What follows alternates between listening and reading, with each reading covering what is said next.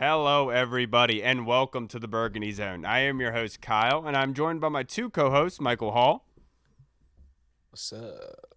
and Michael Reed. Taking a step down from our Dunkin' sponsor last week. This week, we're sponsored by Acadia filtered water bottles. And we're also joined by a very special guest, contributing writer for Riggos Ragg, Tim Meek. Thank you so much for joining us tonight, Tim. Well, thank you, fellas, for having me. It's a pleasure to be on. Looking forward to talking some Washington football. Yes, sir. And unfortunately, we have to start out with some not negative energy, but bad news. But I have to get your reaction to that Giants loss because it kind of has everybody confused in a way. The way that they gave that game away in the first half, but then fought their way and almost won at the end of the game. What was your reaction to that loss? Oh, wow. Well, I'm not sure if you guys knew, but I was actually at the game. Wow.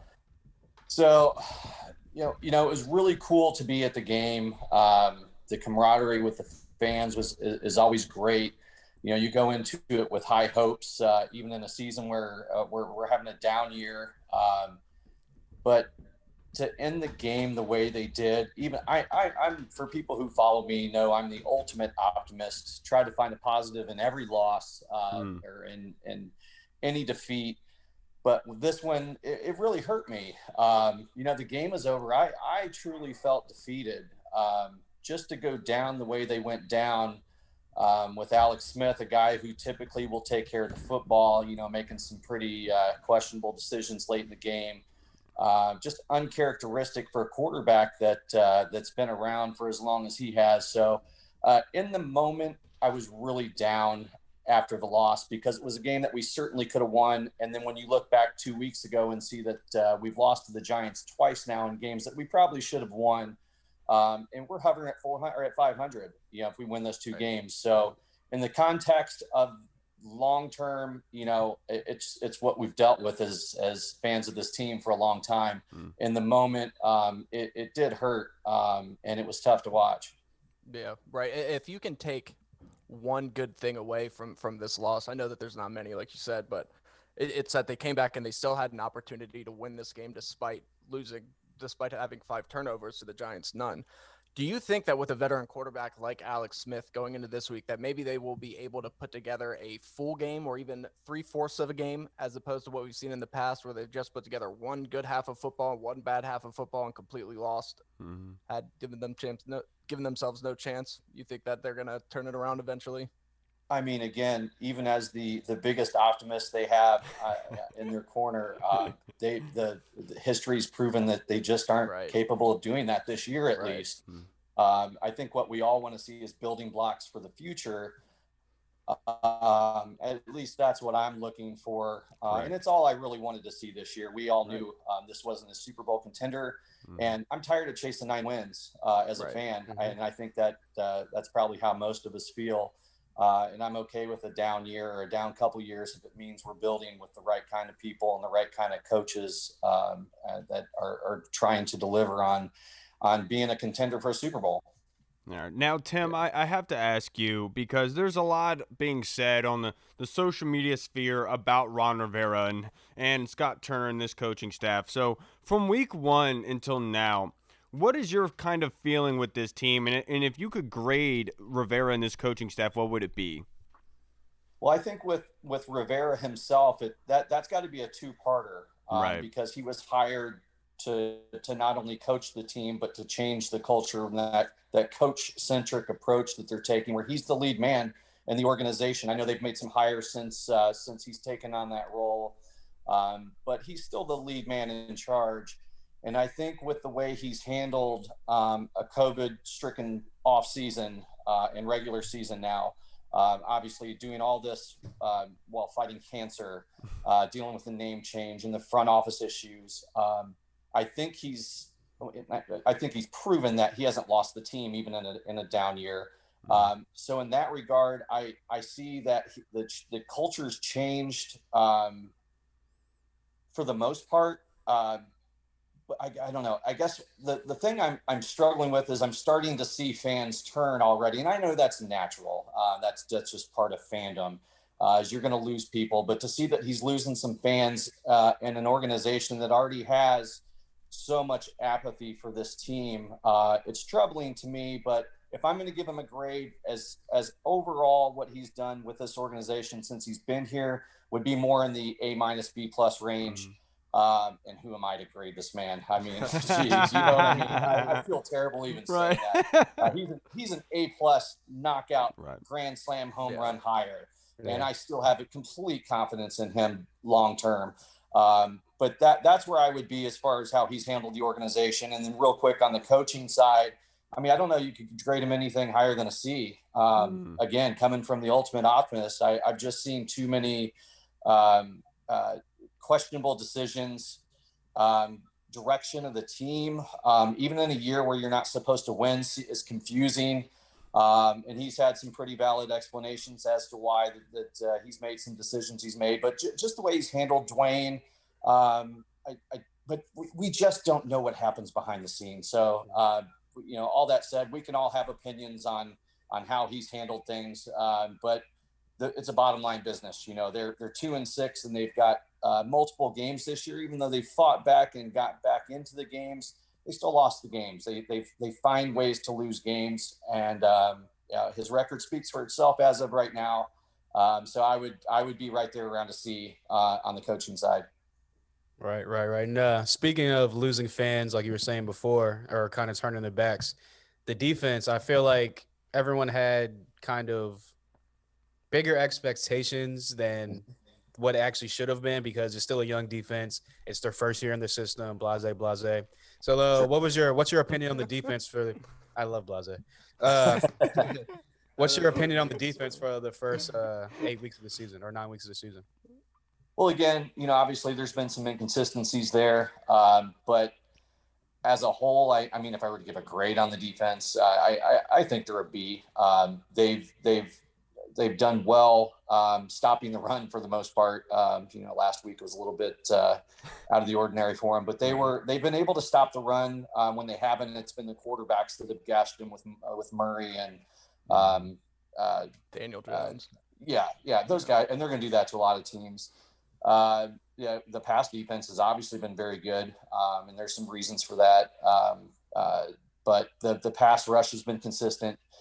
Chase Young, we all know, doesn't have the sack numbers, but it's hugely impactful. And by people who understand and really watch this tape and know how to grade players, they all say he's been an A for this team. And you can see it even just being there, especially being at the game. It was really cool to see what the cameras don't pick up when this guy, I mean, he's full speed motor all the time. And he's literally getting double, triple team on a majority of the plays. Sorry. You're fine. You're fine. But yeah, so I guess overall the defense to me was probably what I was most excited about seeing come into the season. And I'm not losing any hope or expectations that they can't continue to build on this season. From what I've seen so far, they've been pretty good. Yeah. So now Tim, let me ask you, we lost Kyle Allen last week for the season with surgery on his dislocated ankle. Alex Smith comes in, and he looks a lot better than he did against the Rams when he came in relief. What's your confidence level with Alex Smith going up against the Detroit Lions? 1 out of 10. 1 out of 10, he's got to be probably a 5 for me, middle of the road, because we've seen both.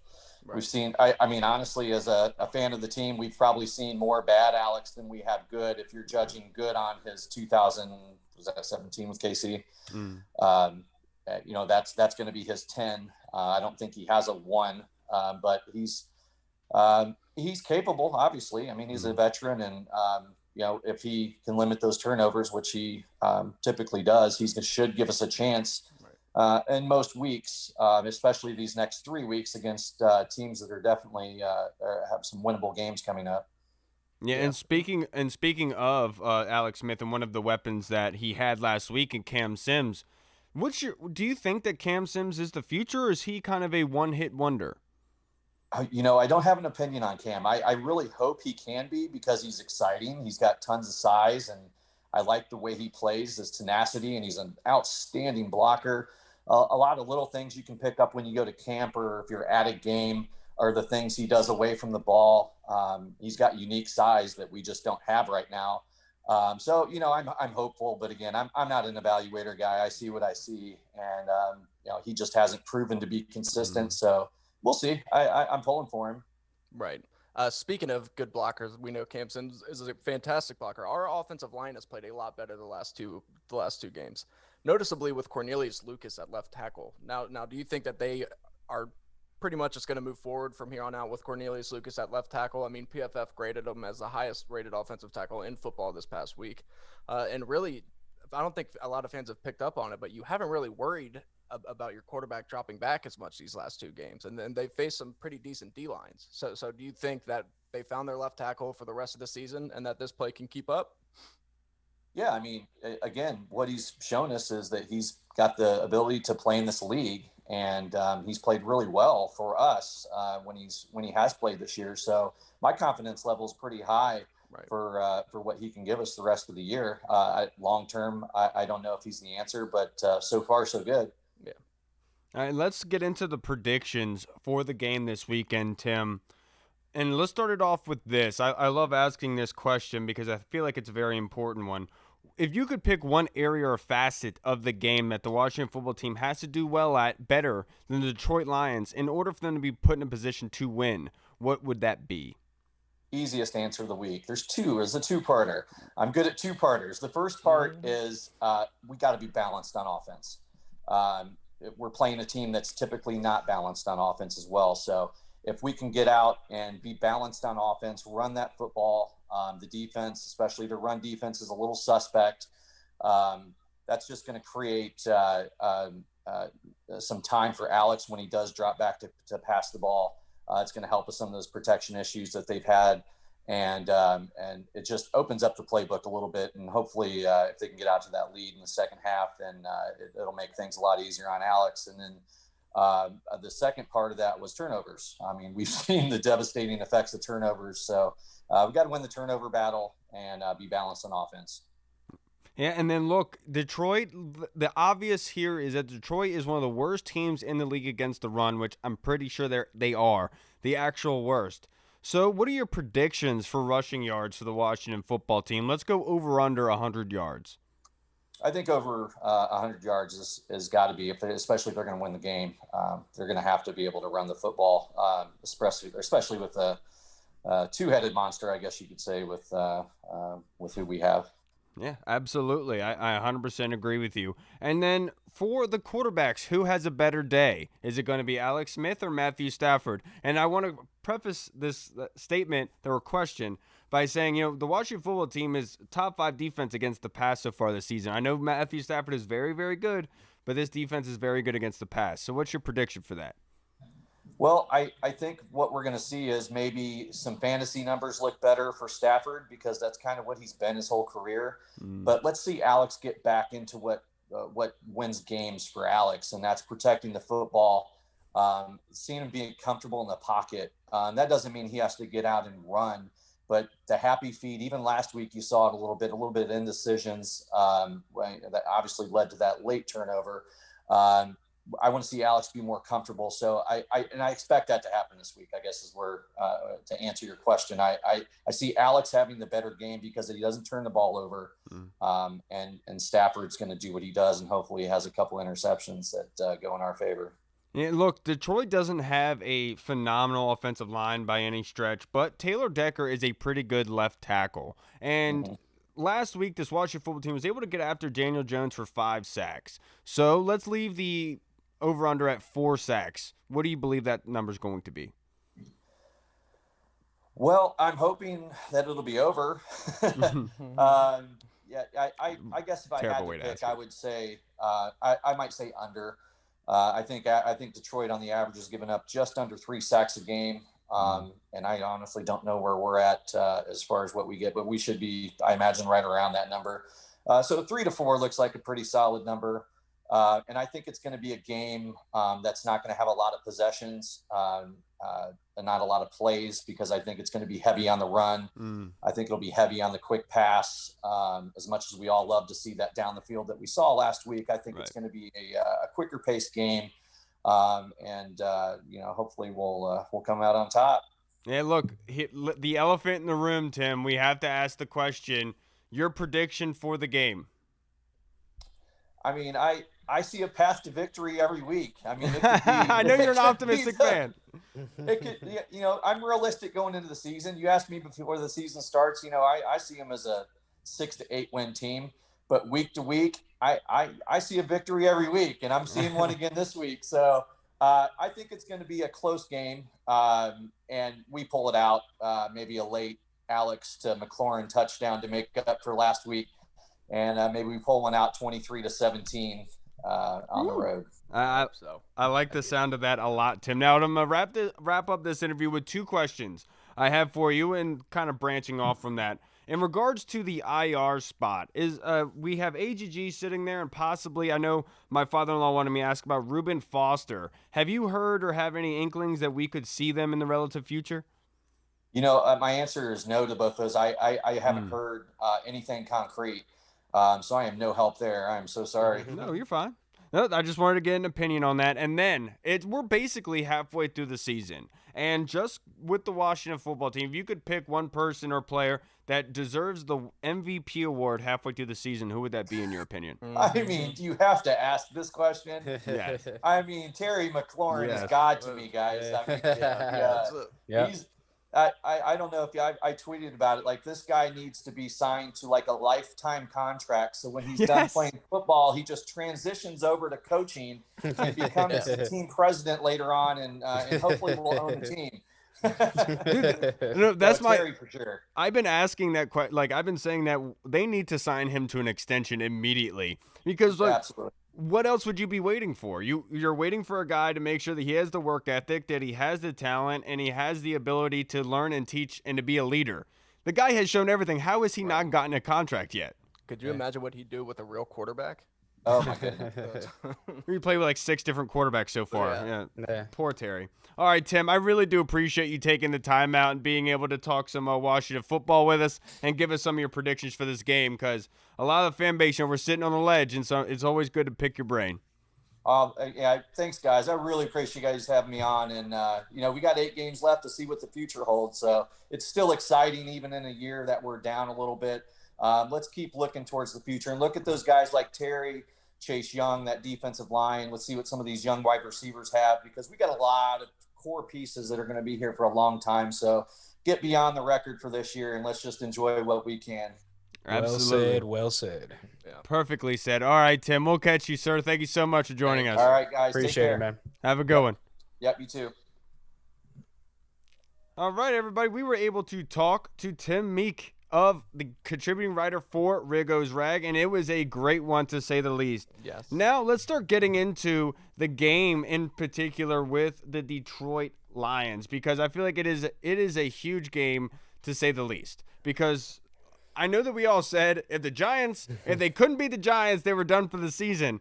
But then we're sitting here and they're like, wait, mathematically they still have a chance. They're like a drug. They just keep bringing me back. Keep bringing me back. So we're going to get into the preview for the Detroit Lions game, everybody. We are going to have the statistical numbers for you. We're going to have some quotes from Ron Rivera in regards to some of the players. But first, let's get into our fan questions of the day, because they are some great ones as usual. Now, the Colonel actually just had me ask Tim Meek this question, but I'll ask you guys. I feel like you guys are good talent evaluators at this stage. So, Hall, I'll start with you. Is Cam Sims a one-hit wonder? I wouldn't call him a one-hit wonder, because if you watch him throughout the years, I mean, when he does come up and get some actual playing time, he tends to make a play here and there, where he kind of flashes here and there. Excuse me. Everyone knows he's a great blocker in the run game. That's what he did at Alabama. That's what kind of they brought him onto, and then kind of developed as a route runner. Terry McLaurin was actually said that, like, he loves Cam Sims because of he's kind of like him, where he's a grinder. He doesn't mind getting dirty. He's like doesn't no matter what the team asks of him, he'll do it as long as it contributes to winning. So you love players like that, and you want to have them in your locker room. So with that being said, I could definitely maybe see him as like one of the that fourth receiver spot going forward into maybe next year or the year after that. But as far as like a number 2 guy or a consistent number 2 guy, I don't really see him as that yet. I mean, he could develop, but not yet. I don't see him being a one-hit wonder, Mr. B, Colonel. I really do believe that this kid is good because for a couple reasons. One, Ron Rivera personally brought up Cam Sims in the press conference in referring to the young players needing games in order to develop. And Cam Sims obviously been in the league for about 2 years now. He's progressing, and that second wide receiver spot was a tryout. And Cam Sims being brought up by Ron Rivera tells you one thing: they believe in this kid, and he's showing something that he deserves to be on the field more. And obviously, in the repetitions with practice, based on the depth chart in the preseason and throughout the season, Alex Smith has a cohesion naturally with Cam Sims. So I obviously think that that's going to continue. I really hope that they don't have to throw a bunch in this game where Cam Sims is targeted like he was last week versus the Giants, because this Lions team is very bad against the run. So no, I do not believe that he is a one-hit wonder. What about you, Reed? Will he average 36 yards per reception from here on out? Like he did last week? No. But I do think that, like you said, Kyle, but I think that the most important thing is that Alex Smith trusts him. And I think after last week, Alex Smith definitely trusts him. So I think he is going to get a chance. Will he be the number 2 guy across from Terry? Is that the guy for the next few years? I'm not 100% sold yet. Cam Sims has shown a lot of flashes in his time here in Washington, especially most notably in preseason and training camp. So it's nice to see him finally do this during the regular season, but it's just one game so far. But he does have all the qualities that you look for. He's big, he's tall, he's tough, he's physical. He's somebody who's willing to do everything, like you said, Hall. So I would love to see that. I think that would be amazing, but I think it's still a little bit too early to tell. Yeah, I'm right there with you. Now, the other question from the Colonel was, Kelvin Harmon and Reuben Foster, are they kind of forgotten with the fan base and everybody? And could they possibly have an important role when they do return? I'll start with you, Reed. I think Kelvin Harmon is 100% forgotten about by people. People don't understand that his rookie year, he was on, he only started the final 8 games. If you take those games, he would have had over 700 receiving yards and I believe over 50 receptions, which is pretty good for a rookie year. He could be a perfect possession wide receiver opposite Terry McLaurin, somebody who can really grow. So I think he's definitely overlooked. Reuben Foster, now that's the tricky one. Is he talented? Yes, he's probably the most talented linebacker on the team, to be honest, easily. Just if you look at his skill set. But is he the same guy? I don't know. He's never had the chance to show it in the NFL. So it's frustrating, but I could almost see him kind of having like a Rolando McClain moment with Dallas, where for a couple of years he ends up playing very well after people think that he's washed out. So I hope so. I hope that he's kind of being forgotten about and he can be one of the guys moving forward with this Cole Holcomb and Kevin Pierre-Louis and kind of solidify this unit. Yeah, Kelvin Harmon is definitely forgotten about, and I think that the coaching staff certainly didn't. They know what they have in Kelvin Harmon, and obviously based on his rehab schedule, he's ahead of schedule. So judging by that, the kid is going to have a big influence on this offense when he does return. Now with Reuben Foster, even he admitted to the media that he wasn't his former self and athletically wise, and that was going to take time. So I'm worried about Reuben Foster because they are so heavy at linebacker. I'm not sure if he's ever going to honestly be needed. Because as good as Reuben Foster is, if he does go back to that level that he used to be, which we all know he certainly can, if he does, the level of play, is it the same as the other linebackers that are in there? Or is it going to be above? And I think that's the biggest question right now. But as of right now, I wouldn't see Reuben. What about you, Hall? Yeah, kind of along like the lines of you, where I think that me personally, I haven't forgot about Kelvin Harmon because I see all the work he's putting in on Twitter with his rehab. Like you mentioned, he's ahead of schedule right now, and I do think he would have been a decent number 2 across from Terry McLaurin, like going into this year, like you said, Reed, where he started to come on the last 8 games of the season. I think it would have been definitely a benefit for Dwayne because Dwayne kind of started to develop a chemistry with him those last couple games that Kelvin Harmon was starting and getting playing time. So I definitely think that him and Cam Sims are going to be battling over that 4th receiver spot, 5th receiver spot going into the next season. If obviously Kelvin Harmon comes back and can be any type of player that he was before. And also with Reuben Foster, I think that as far as his career in Washington, I guess he didn't really have a career because he never got on the field. But it's terrible to say. I know it sounds horrible to say, but it's true. But I think that I think he's plateaued as far as like where he can get to, as far as like his health and his abilities now. Like Obviously, everyone's saying in the training camp he kind of hit that wall and didn't really plateau. He kind of just stopped, and I think that unfortunately, I think that's where the buck kind of stops. And I think they're going to try to move off of players that have the injury histories and kind of those concerns, and they're going to try to get younger and a little bit. You really can't get really bit faster than Reuben Foster, but kind of younger and just less injury concern going forward with the linebacking core. One thing that I think is going to be very interesting to watch going forward is the battle for that kind of big physical possession receiver on this team going forward. Your blocking guy between Kelvin Harmon, AGG, and Cam Sims, because you could make the argument for all of them. Yeah, you could. I mean, Kelvin Harmon is the one who actually produced when he came here. Cam Sims has the opportunity to now, and AGG was a guy selected by this coaching staff. So it's going to be interesting to see that going forward, I think. It's a good thing it's a good problem to have going forward as well. Definitely. Yes, it is. Now, next question was from Jesse. I call him the questionnaire. The guy is phenomenal with these questions. He wants to see Bryce Love. Should he take Peyton Barber's spot on the roster? Hall, I'll start with you. Yeah, I'm a big Bryce Love guy. Another guy where they kind of said where he got to that kind of plateau in that wall, but never really plateaued over that wall. He kind of just hit it and kind of just it is what it is right here. So hopefully with them kind of activating him and him having those 21 days to come back off of the IR, clearly they see something in his rehab that he's progressed. And as far as him taking Peyton Barber's carries and touches, I'm 100% okay with that because what does Peyton Barber average, like 2 yards a carry or something like that when he gets in? Ridiculous, yeah. And I have full confidence, yeah, full confidence that Bryce Love could average that and more. Taking touches. Yeah, blase. You know that. And also, he's way better in the passing game, whereas opposed to Peyton Barber's kind of just that ground and pound, 2-3 yards, goal line, short yardage guy. And like I said, I think Bryce Love can definitely be that guy. So I'm interested to see what he can do and contribute. Yeah, look, and Ron Rivera, I believe, had a press conference the other day, and he talked about Bryce Love, and what they saw in practice was electricity. They saw a lot of quickness and a burst in him. So, look, I'm all about the bringing speed onto the field, and Peyton Barber hasn't seen the field very much in the past couple games because Antonio Gibson and J.D. McKissic have shown out very well. So, look, I'm all about getting younger and bringing more speed onto the field. Before the season, when we had Geis and AP on the roster, I still didn't think Peyton Barber was going to make the team. I would, without a doubt, think that's going to happen again if Bryce Love does come back and show to be really to do really well. What about you, Reed? I think it's kind of hard to say. Obviously, you like what Bryce Love brings to the table. A lot of people think that he's just some speed back and he's a little bit light and he's smaller, but he was used up the middle a good amount in college.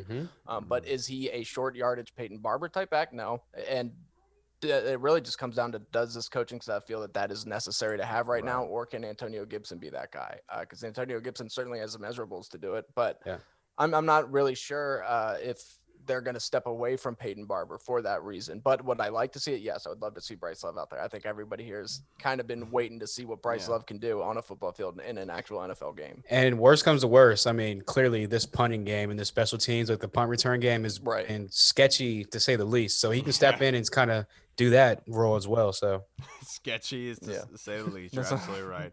Now, Jesse's next question was, can Alex Smith duplicate his performance from last week against the Giants, but minus the interception? So can he push the ball downfield, be able to push throw for over 300 yards, but be able to limit the mistakes and turnovers? Reed, I'll start. Yeah, definitely. I think that Alex Smith getting a full week with the ones is only going to help him. He's so smart, such a good veteran presence to have, that I definitely think so. I think that those interceptions, like we talked about, they were just 2 poor throws, 2 poor decisions. 2 of them, obviously, the first one was just kind of a fluke play where J.D. McKissic slipped. But you saw what he was trying to do, where he was pushed out of the pocket and tried to hit J.D. McKissic, just threw it a little bit high. And then, of course, the last one was terrible. But I think that he can definitely do that. This is going to be an interesting game to watch. You know, you really got to look at Detroit's secondary, and they're a little bit better than people think. They do have some pretty good players back there, but they will give up the big play. Jeff Okudah is certainly susceptible to it, as we've seen so far this year, at least early on in the season. And I think Terry knows him a little bit better than most people do. So it's going to be very interesting to watch, and I think that Alex Smith can definitely pick apart this defense. Yeah. I'm skeptical. I really am, not going to lie to you, Jesse. I don't think that Alex Smith is going to replicate that, especially this weekend, given the fact of defensively how bad the Lions are against the run, I just don't think it's going to be necessary, to say the least. But it could definitely happen. But I'll go with the track record of Alex Smith and being able to take care of the football and not turn over the football. So no, I don't think he's going to throw for 3 interceptions again, but I don't see him throwing for 300 yards either. I could see him being north of 175 yards, around 190, 200, and having a touchdown, maybe a rushing touchdown or something like that. But no, I don't see him replicating from last weekend. What about you, Hall? Yeah, I'm right there with you. I don't see him throwing for 300 yards like he did last week, mainly because the Lions' rushing defense is so bad. I wholeheartedly expect Antonio Gibson to bounce back from last week. I know he only had like 9 touches total. I look for that to probably double this week. I think that obviously J.D. McKissic has a real nice compatibility with Alex Smith, based off of last week, because Alex Smith likes to check it down and hit those kind of flat, short routes. And that's what McKissic specializes in. So I definitely don't see him throwing for 300 yards. Like you said, somewhere north of like 225, somewhere around there. And I definitely think this is going to be the Antonio Gibson, another breakout game from him, just like the Dallas game.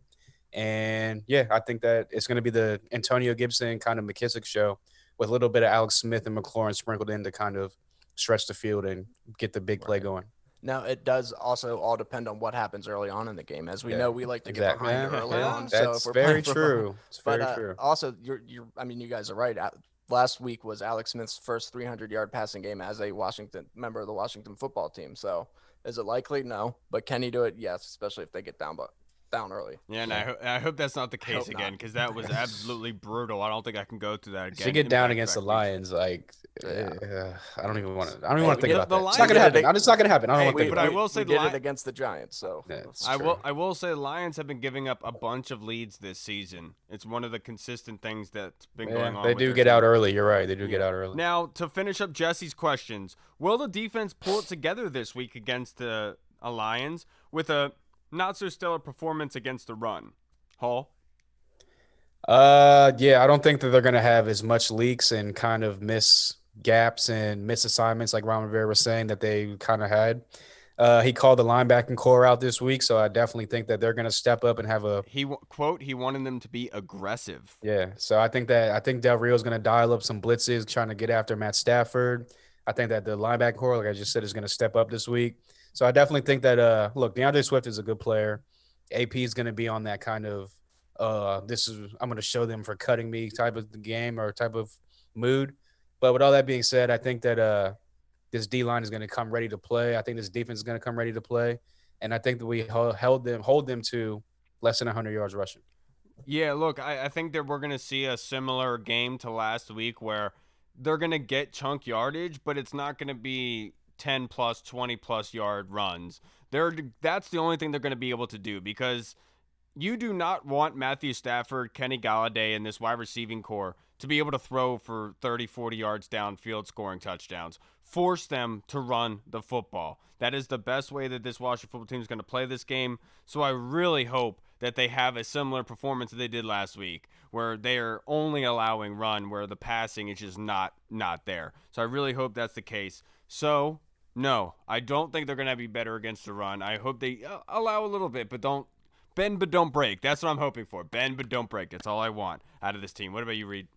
From all accounts, everything that I've been seeing so far, according to fantasy, Kenny Galladay might not even play. There's a real good chance that he's not going to play. So that would only benefit us. Of course, Adrian Peterson isn't somebody that you want to really give motivation to. He's somebody who doesn't need extra, and going against a former team that cut him, I think he's definitely going to bring it. But I also think that he understands that it was a numbers game, so it's not going to be like personal. Like, well, he did say, he had an interview, and he said that he wants to make sure that Washington knows what they let go. Right. Yeah. I mean, he's going to, but like I said, I don't think it's like when the Vikings got rid of him. He's not going to go out there, But this always happens with Washington, though. And that's what I was about to say. I could easily see him having it's going to be one of those things where he has 18 rushes for 40 yards, but he has 2 touchdowns, and everyone's like, oh, look, he dogged y'all. Yeah, we should have cut him. I told you. Yeah, that's what I was about to say. I could definitely 100% see this being a game where Adrian Peterson has himself a day.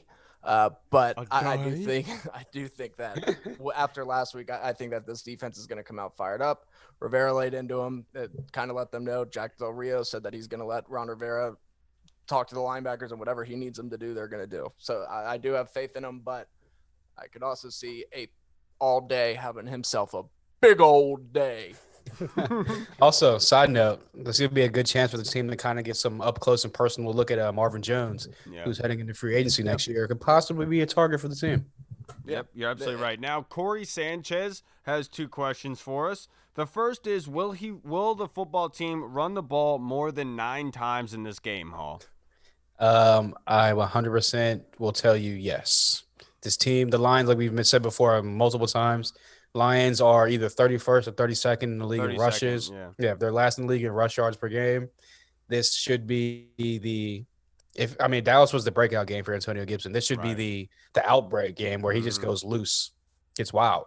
Yeah, you're absolutely right, and I'm right there with you. They're one of the worst teams against the run, and the circumstances permitting is what led them to only running the ball for 9 times. And then having Alex Smith in there who could do the checkdowns easily or could act as a running game in a game where you're trying to save as much time as possible to win the game back. So, yes, I believe they're going to run the ball for more than 9 times. I think that number's going to be north of 20. I could see them rushing the ball in total 25 times in this game. Just bleeding the clock, controlling it, keeping Matthew Stafford on the sideline as much time as possible. What about you, Reed?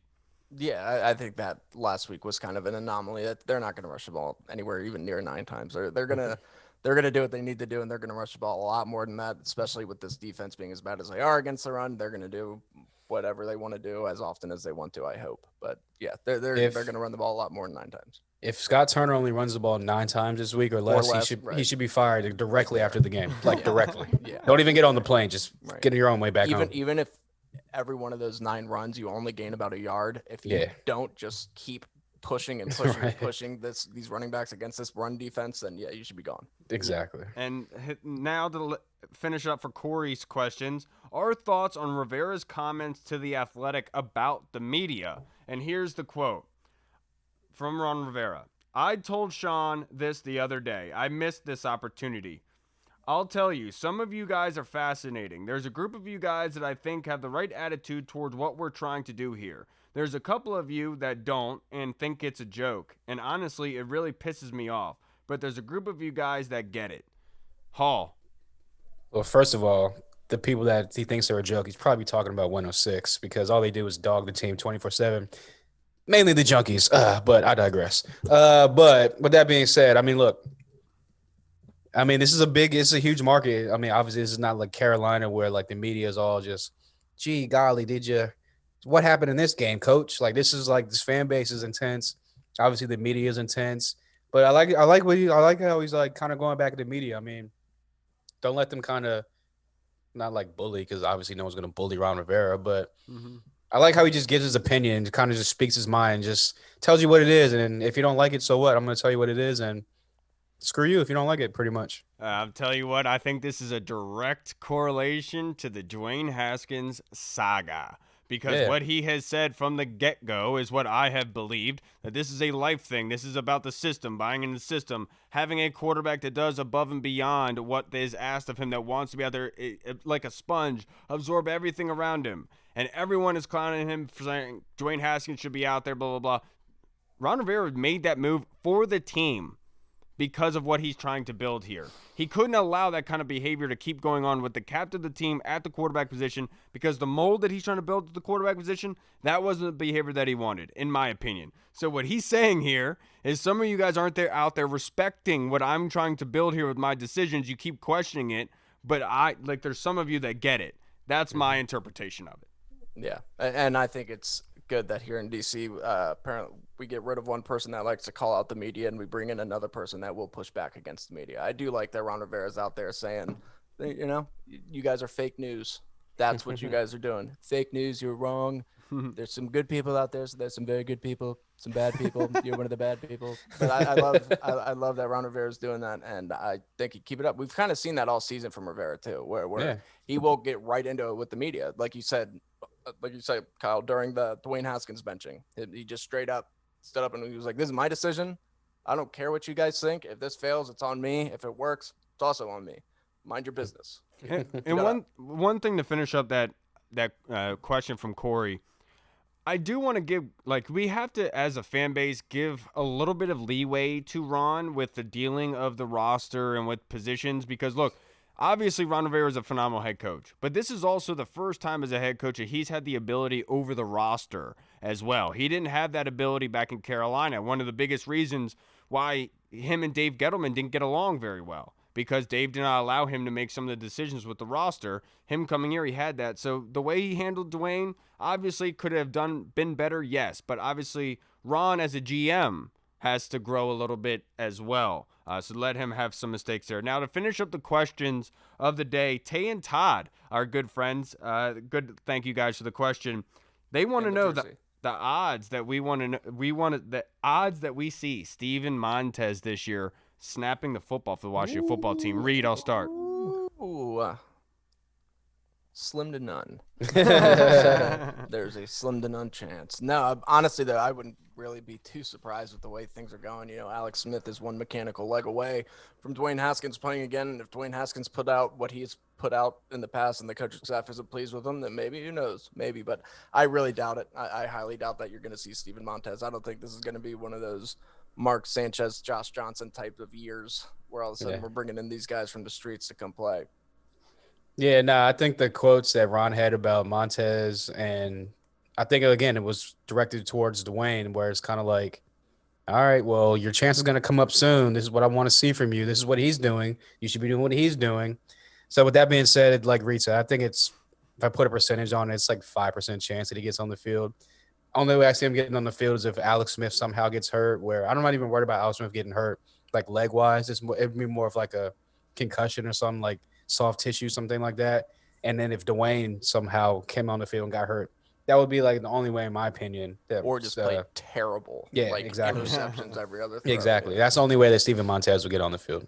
Look, I'm going to say a 50% chance. I'm going to be You're a lot crazy. But the only reason I'm There's saying three that, of them. the only reason I'm saying that, You're an Alex Smith and a Dwayne Haskins half away from. the only reason I'm saying that is because I am out of the business of trying to predict what happens with this quarterback position. That's because so true. here in Washington, the craziest stuff happens. There could be a meteor strike, and somehow the rock flies from the ground and like hits Alex Smith in the knee or something. You never know. Stuff like that. It just happens with the Washington football team. So I'm not going to be in the business of saying he's not going to see the field this year. We signed Mark Sanchez a couple of years ago. We had Josh Johnson throwing the football. Yeah, I'm not going to be in the business of saying it's never going to happen this season because we never know.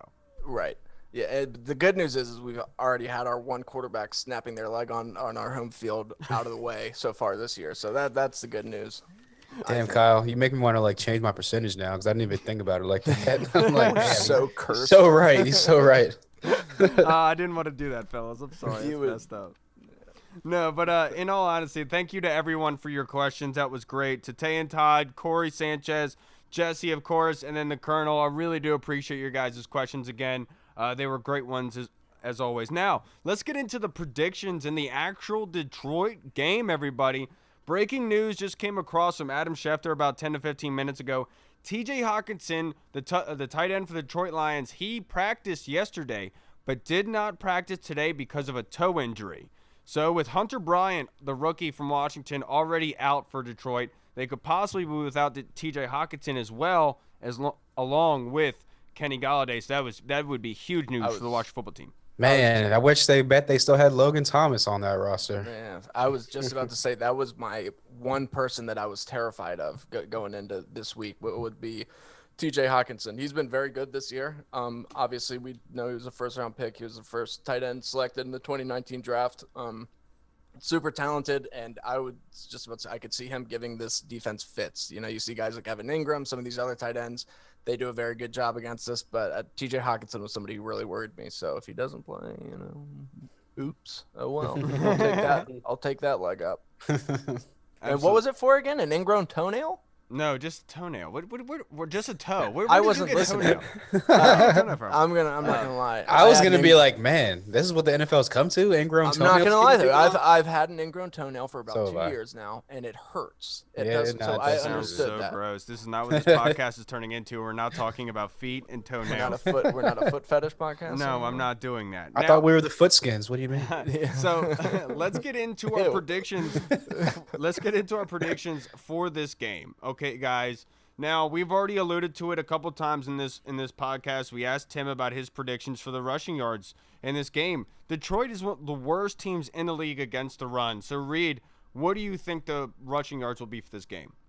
I'm gonna say Antonio Gibson is gonna have another 100-yard day. I think that Scott Turner probably got a lot of flack for stepping away from Antonio Gibson. He's gonna want to prove that he can run the ball with him again, and he's just a few weeks removed from his first 100-yard game against Dallas. So I think that against this defense, you can definitely do it, and I think that they're gonna try to pound away Antonio Gibson. So I'm gonna say that they're gonna have a very good game on the day, or very good game on the ground. Yeah, I think 80 yards for Antonio Gibson, but I think the Washington football team will rush for over 100. Detroit, one of the worst teams against the run. And last week, I thought Antonio Gibson was on the field because it's been talked about. He has been ranked one of the worst running backs blocking on passing downs. And so when you're in a lot of passing sets like they were in the second half, that's why Antonio Gibson's not on the field. That's something that he has to progress as a player. But in this game in particular, I don't see them having to run the ball or pass the ball a lot. So I would imagine Antonio Gibson's going to get the ball a lot. He's going to be able to wear the defense down, kind of like Lev Bell with the Pittsburgh Steelers in the second half. That's when he really explodes. I could see it happening. So over 100 yards for me. What about you, Hall? Yeah, his season high is obviously against Dallas. I think it was a $128 was what he rushed for. So I'm gonna go over 100, but less than $128. So I'll split that in the middle and go 114. I'll round it up. 115 is what I think he's gonna rush for. I think that J.D. McKissick has another big, not really on the ground, but he'll be big on the ground per se because it'll be the short game, the short passing game from Alex Smith. That'll kind of act as those like long stretch and kind of long run plays. But I think, like you said, overall, obviously with Gibson going over 100 yards, they're going to rush for over 100 yards. Look for Alex Smith, maybe even slipping him with a rushing touchdown. You never know. 2020 is crazy.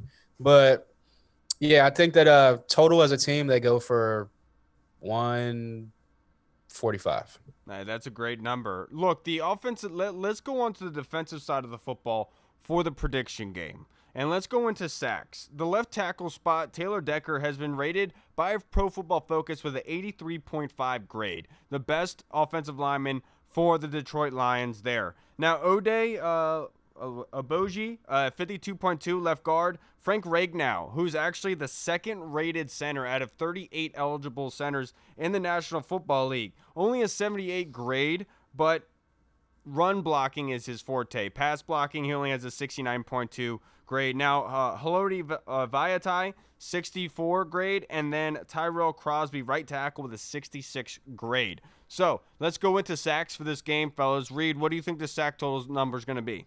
I'm going to put it right at around 4. I think that they could definitely end up having more. I know Taylor Decker was talking about how he doesn't know Chase Young. They've never met. They just missed each other at Penn State. I'm sorry, at Ohio State. Wow, don't kill me, Ohio State fans. Didn't mean that one. But I think that right around 4, just because I feel like that's like the average that this team should get per game. But I could easily see them going over. Yeah, right there with you. I think it's going to be at it'll probably be around 4. I'll go 3 just because, again, I feel like our average is probably like 3.5, 4 sacks per game or something like that. So I'll just stick around the average and go 3. Yeah, I think it might be below that. I think 2 sacks on the day. I really hope it's not that. I hope the Washington football team ends up forcing the Detroit Lions into positions like the Washington football team's offense were in last week, and obvious passing downs. That way, Chase Young and company and Montez Sweat, they could pin their ears back and be able to get after Matthew Stafford. I really felt like last week was an anomaly. I said this to Wole when we were talking back and forth about the game last week. Jason Garrett just knows how to attack this defense. And every time we play Giants, it's reminiscent of when the Washington football team played Dallas. They always had that balanced game the entire game. They just knew how to attack us. I don't think it's going to be the same way this week. I think we're going to see a lot better of a team. And they're going to be forced into throwing downs, but I could see more turnovers than sacks, if that makes any sense. I think the pressures from Chase Young continues, but the sack numbers do not show up just yet. I don't think this game puts that in position to do well. Now, let's get into passing yards for the day. Reed. Like you said, I don't think that it's going to end up being a big day passing. I'm going to say 225. I just don't think that they'll need to. I think that they're going to have a very good day on the ground, led by Antonio Gibson. Like I said, I really have a feeling he'll get back into the swing of things, and I think that'll be a pretty good game for Alex Smith. Let me preface it by saying this. Desmond Trufant is the number 2 corner for Detroit. His grade right now for Pro Football Focus is a 45.5. Jeff Okudah, the first-round rookie from Ohio State, former teammate of Chase Young, a 41.6. Deron Harmon's the best secondary member they have with a 77 at safety. Right. The other safety is, I think, Taylor Walker with a 51.1 grade. Right. The one thing, though, you got to remember about Okudah is early on in the season, Okudah played very bad. He went up against very good wide receivers like Devontae Adams and somebody else, but he's played actually pretty well over his last few games, I believe, according to PFF. And I still like Jeff Okudah, but like I said, you take Okudah versus Terry, even though I know he hasn't really been matched up against speed guys that much, you really, really got to like Terry's chances there. Oh, yeah. Against both of them. Oh, yeah. Yeah, Reed took my number, so I'll go a little less than that. I'll go 215 for passing yards for Alex Smith. So if they get 220, we're fighting. 224. I think 215 and 2 touchdowns from Alex sounds about right. I think that the turnovers really are on his mind throughout this whole week. I think he like kind of feels bad that he like kind of lost the game per se because of those interceptions in his mind. So I think that he's going to be not extra conservative, but he's going to be really conservative in this game. Only kind of take shots if they're like wide open shots, kind of like the Kirk Cousins deal with Jay Gruden. He's going to be cognizant. Exactly. Yeah, exactly. So I think that a lot of dump off, a lot of short game, a lot of quick game, which is going to cause a lot of or less passing yards like total for Alex Smith. So I'll go 215. Yeah, look, on the season, the Detroit Lions defense on average give up 257 yards through the per game. I think they're going to be at 180, 185, I think is a number for the Washington football team. But I think that those are going to be meaningful yardage. The first down plus yardage, because they're going to be able to run the ball so well, it's going to be the cherry on top with Alex Smith. And I would like to see them strike early to Terry McLaurin in this game. For the love of God, please do it early. I'm tired of seeing it so late. Let's attack downfield early with Terry McLaurin. Now, let's get into the one facet of the game, fellas, that the Washington football team has to do well at in order for them to be put in a position to win the football game, Hall. I think Tim hit it right on the head earlier. It's definitely, as you saw last week, same with the Giants game. I think the turnover battle, whoever wins that is going to win the game. But the number one thing that he hit on was the rushing game. I think that Antonio Gibson has to have a big game, big game, or McKissick, either one, or both, hopefully. And I think that, again, the running game always opens up everything else in the offense. So hopefully that the running game is going to be key, which will, again, open up those big shots you want to see to Terry often and early. Yeah, mine is the third down conversions for each side of the football. It's going to be very important. Last week, the Giants were able to liquidate clock because this defense couldn't get off the field on third down on some situations. If they're able to keep them about 30%, 20%, I think that they're going to be this offense is going to be put in a very good position to win the football game. Alex is going to need a lot of chances in this game to score points in order for them to win. That way, I need a third down conversion number to be very looking good in order for the Washington football team to win this football game. Reed? I'm going to kind of go with a mixture of what you guys said, and that's just don't beat yourself, especially early on like they did last week with the fumbles in the first half. That's such a great take. But it's just they literally beat themselves early on in the first half. I mean, with the dumb penalties and the turnovers, as everything snowballed, and it just got really out of hand. And they just got to get going early. They have to get something going early on in the game. I'm tired of going into halftime down by 3 scores and being like, well, it's over, and then having to fight our way back, come so close only to have our hearts broken. They got to get in a groove early. They got to find something to do.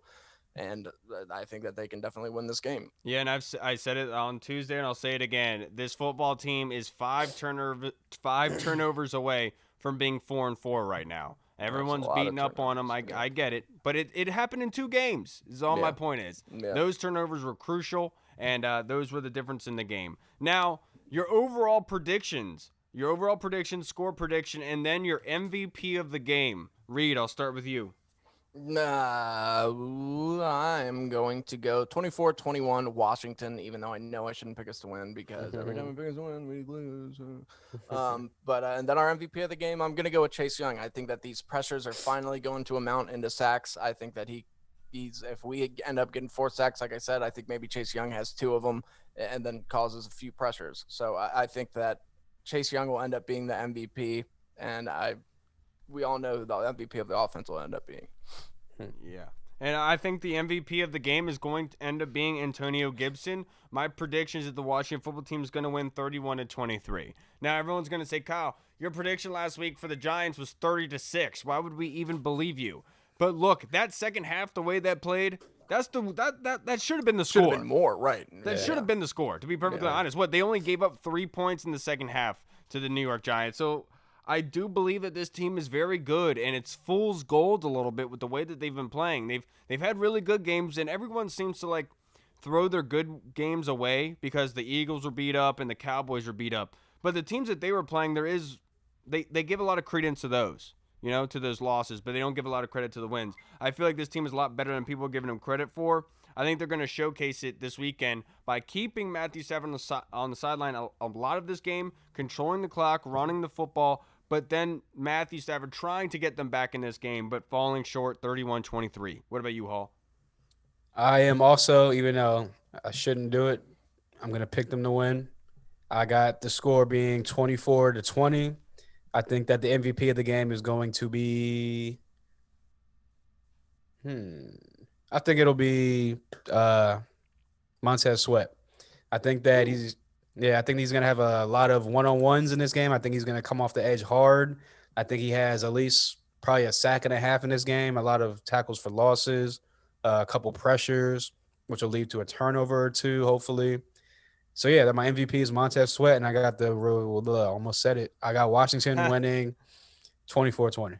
Yeah, and I'm going off of last year as well. I just have a good feeling that this Washington team just matches up well against Detroit. Obviously, last year they had Blau starting, David Blau starting, so obviously it wasn't Matthew Stafford. But I just have a good feeling about this Washington football team. I think they believe in everything that Ron Rivera has been preaching and trying to get across this football team. I think we're going to start to see them climbing upwards. Right. And one thing you really want to ask yourself when deciding who's going to win this game is which head coach wins in a fight, Matt Patricia or Ron Rivera? And I think that's easy. You go with Ron Rivera over Matt Young Diabetes Patricia. That's just me. That's what I'm saying. Look, and what it all comes down to is that the Washington football team playing good football for 4 quarters. They cannot have that kind of first half that they had last week and expect to win football games. If they stop having those types of halves, they're going to be put in very good positions to win games, and hopefully that continues this weekend. That's the recipe for success. All right, everybody, I'm Kyle. I'm Hall. And I am Reed. And you can... What? Never mind. What were you going to say? No. You can find me at The Burgundy Zone. You could find Mike Hall at TBZ Money Mike 301. And then you can find Mike Reed at Mike Reed 2156. Oh, good memory. Sean Taylor, LeVar Arrington. Yes, sir. All right, everybody. Remember, go like and share us on Facebook, Twitter, Instagram, iTunes, Spotify, YouTube, Google Pods. We are everywhere. And then remember, throughout the weekend, you guys can send us your fan questions. If you have anything you want us to talk about, just send it to us, and we'll talk about it in the next pod, and we'll give you a shout-out. Thank you so much again to Jesse, to Corey, Tay, and Todd, and then the Colonel. Thank you so much for your fan questions. And we'll have a post-game pod for you guys on Sunday, so make sure you check that out. All right, everybody. Washington football. Woo! Whoa. Audio Jungle.